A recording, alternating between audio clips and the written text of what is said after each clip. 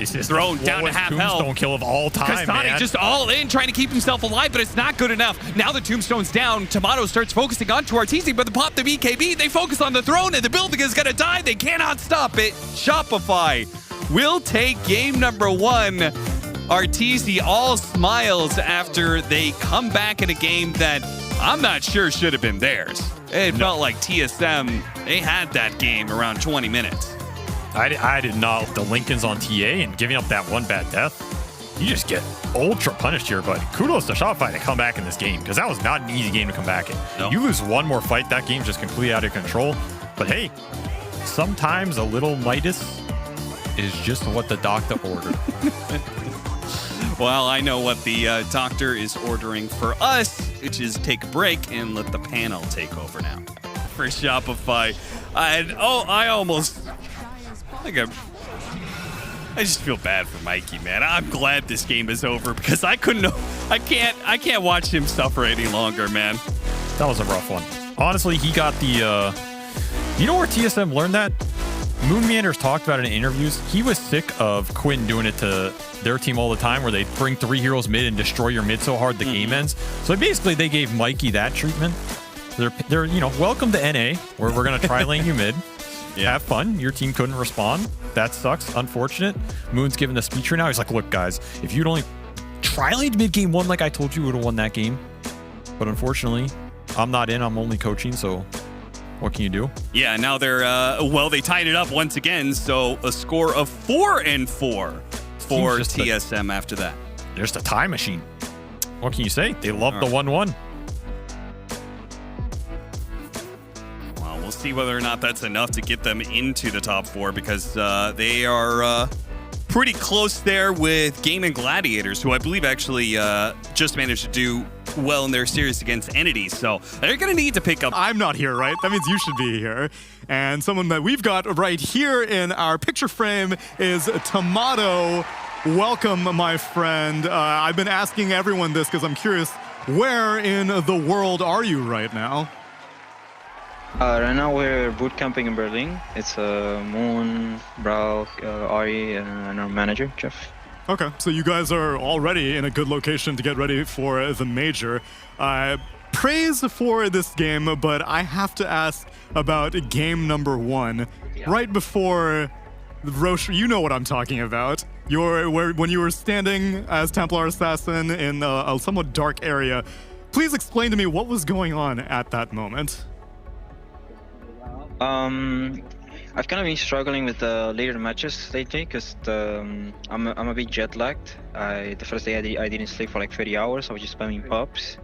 And today I have such good energy for the first series. I'm very hyped. And then going into the series, I was very tired. I was like seeing blurry. So my brain is just not going to the speed of the game. I cannot really like feel the flow. And we knew they were smoking. I was hiding under there. I thought about blinking to Roche Pit and connect to my team, but I just didn't think they were gonna be behind me, and I got jumped, and that kind of cost us the Roche in the game. Very understandable, but it's a good thing that you're getting this out of your system now, group stage, and hopefully you'll be at 100% for all these games moving forward. Kazu, you got any questions for Timado?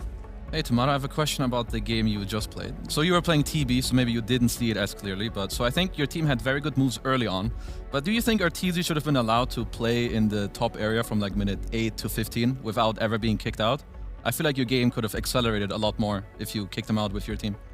If your team kicked him out, not you specifically, sorry. Yeah, I mean, I actually consider myself coming top because this tier 1 is very important for Lycan, but I think we were playing off what was happening in the game. It happened that we kind of won bottom a little because of outplay, and we kind of started playing a little more towards bottom and creating pressure that side. You know, like kind of juggling the pit lord around. At the end of the day, Lycan's free farming, so it doesn't really feel like we need to put resources there.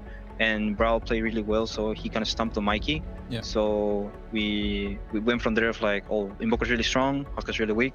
Maybe we can pressure the Huskar, and top let it be, bottom let it be.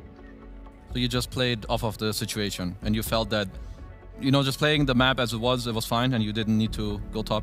Am I getting it correct? Yeah, we feel okay with the status of top. I didn't really particularly understand this Lycan pick. Yeah. It was something that Kasane pushed for. because I know that Doom has this 15 talent. But I could also see that he was on the way on 13-minute helm of the Overlord, which is one of the fastest timing for Lycan. So when he's telling me that he has 12-minute Bloods HOTD, I think everyone kind of feels like let Kasane do his own thing rather than, you know, like he needs help. All right, got it. Thank you. I'd love to follow up a little bit on Tsunami's question, because I think your struggle that you talked about being jet lagged and just not really feeling mentally into the game fully is something a lot of us can relate with. My question would be, like, what do you do to kind of like bring yourself back? Because you know you don't have the choice to play Dota today. You have to play these matches. They're important matches. What for you kind of gets you back in the zone?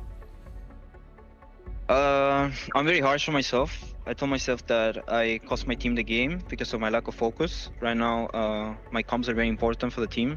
I'm usually talking a lot and empowering people to make plays or take the fight.